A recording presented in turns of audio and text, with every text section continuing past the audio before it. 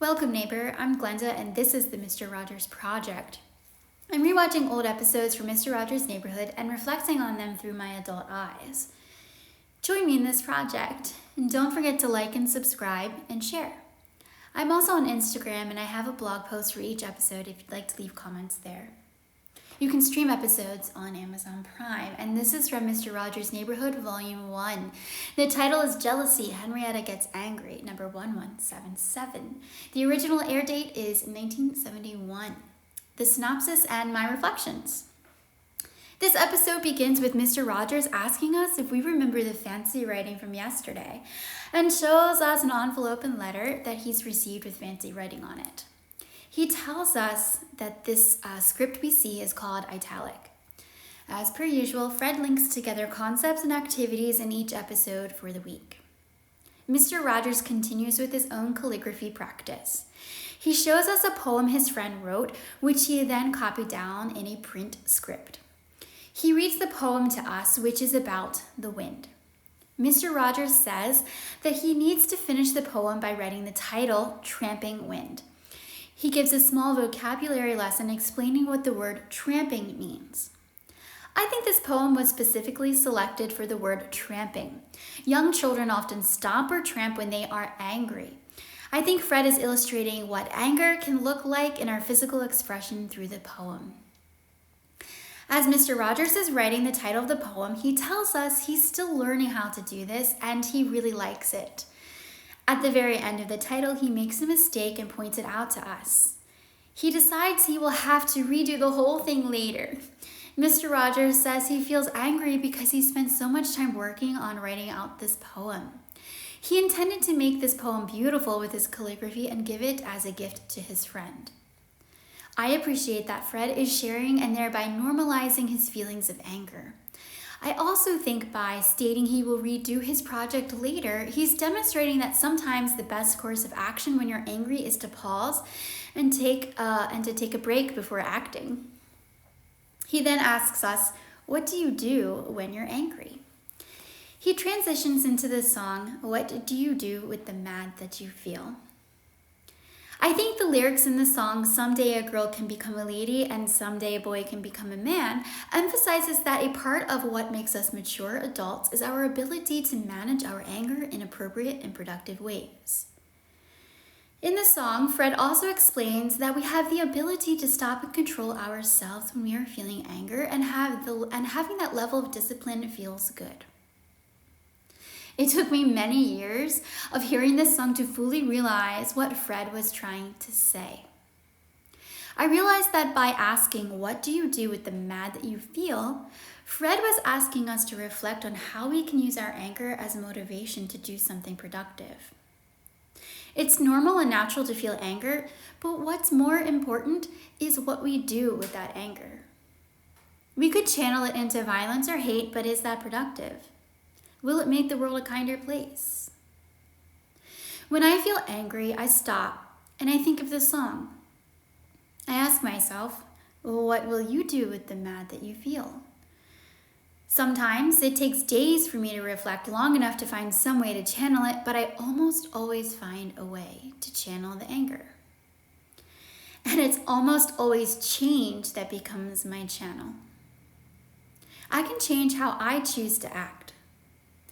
I can change anger into motivation and opportunity.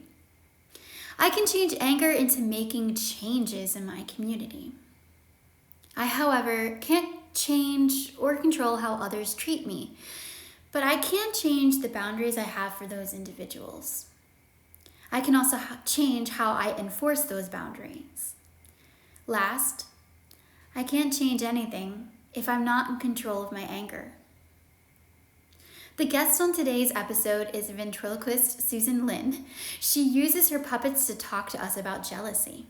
She explains that Audrey the puppet has a problem and perhaps Mr. Rogers can talk to her about it. Audrey and Mr. Rogers are friends, and she asks Mr. Rogers if he likes her. He responds, yes, you know I do. Audrey then asks Mr. Rogers if he would still like her if someone else were around. Audrey doesn't want Mr. Rogers to meet Cataline, another puppet, because she's afraid that Mr. Rogers will like Cataline more than her. Audrey wants to know if Mr. Rogers will like her the same as Cataline. Susan responds, no, he won't like you the same because you're different people, different puppet people. You're Audrey Duck and he's Cataline. Audrey is older than Cataline and says that because she's older, she helps to take care of him. Susan also says that Cataline is younger and can't do the same things that Audrey can. Before introducing Cataline to Mr. Rogers and Audrey, Audrey asks Mr. Rogers and Susan if they'd ever hurt Cataline. They respond that they would never hurt him. Then Audrey sadly confesses that she sometimes wants to hurt Cataline but doesn't go through with it. I think that Mr. Rogers is addressing the jealousy that older siblings often feel towards their new baby siblings. Babies require more constant care and attention than their toddler or preschool age siblings. Sometimes older siblings can hit or bite the baby out of frustration and anger when they feel that the baby is getting more attention than they are. Babies are also more fragile and can't do the things that their older siblings do. Young children are at a developmental point in which they simply do not understand this. Sometimes older children want to play with the baby in the same way they would play with a friend of their own age. This can lead them to being too rough with the baby. It's important for children to learn how to be gentle and care for babies, but it's also important for older children to have friends of their own age that they can play with. Parents should strive to understand the feelings of their older children. They should talk about feelings of jealousy and help children find ways to manage those feelings. It's a mistake to only discipline for inappropriate behavior towards younger siblings without considering an older child's emotional needs. Mr. Rogers is also saying that we can have a lot of friends. Children sometimes think that a friend can only like the things they like. Children can also think that a friend is only their friend and they can't have additional friends. Children don't always understand that a friend can have other friends and like things that they don't. We need to help children know that some friends don't enjoy all the activities we enjoy, and that's okay. We can spend time with some friends and not others based on shared interest, but that doesn't mean we like some people more than others. These are also things that even adults can reflect on in their own relationships. We travel to the land of make-believe to see how Henrietta is feeling about Colette's visit. When we arrive, we see that Joe doesn't even recognize Henrietta because she is dressed fancy like Colette. Joe is washing the castle when he sees Colette's picture and comments that she is a fancy lady. Henrietta overhears this and it makes her feel very sad. She cries and she wants to know what makes Colette so special. Henrietta is upset because she was here first, before Colette. Her sadness turns into anger and she says that Colette is not going to take her place. She gets so angry that she knocks fancy Colette's picture off the castle. She cries and then Mr. McFeely rides by so quickly, not noticing the picture on the ground, and runs right over it. Joe discovers that Henrietta knocked the picture down. Henrietta is afraid that she will be sent away. Joe empathizes with her and says that no one would send her away and that she's the only Henrietta pussycat they have. This helps her feel a little better. Joe helps Henrietta clean the picture and they hang it back up. Under the anger, Henrietta is actually afraid that people might like Colette better than her and that this will lead her to be replaced. Like Henrietta, I also get jealous sometimes, especially when someone is new who I see as more beautiful, smarter, or has more skills than I do. I feel afraid that the people I love and depend on will like the new person more, and I'll no longer be lovable. But it's Fred who has taught me that we are the most lovable when we are our true selves. The key is for each of us to see our own fancy and to acknowledge the fancy in others. Back at Mr. Rogers' house, he reflects that Henrietta doesn't seem to know how pretty she is, and that maybe as time goes on, she can start to feel more pretty. Mr. Rogers tells us he's feeling more like fixing up his writing project from earlier. He sings, as usual, the Tomorrow song. Before ending, he says, "You've made it a special day just by being yourself. There's only one person in the whole world just like you, and I like you just the way you are.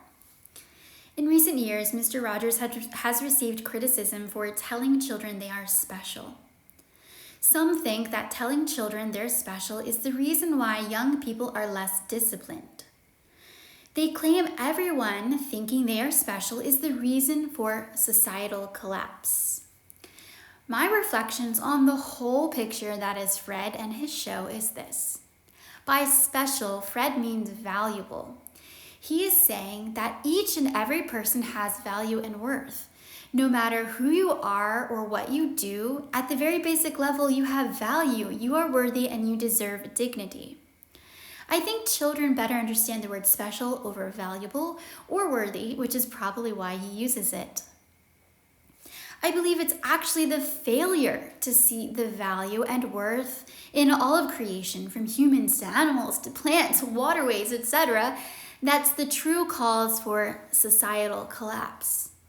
Therefore, my argument is that we need to say you're special even more. We need to see all of creation as special, and we need now more than ever to be grateful for each other and the planet.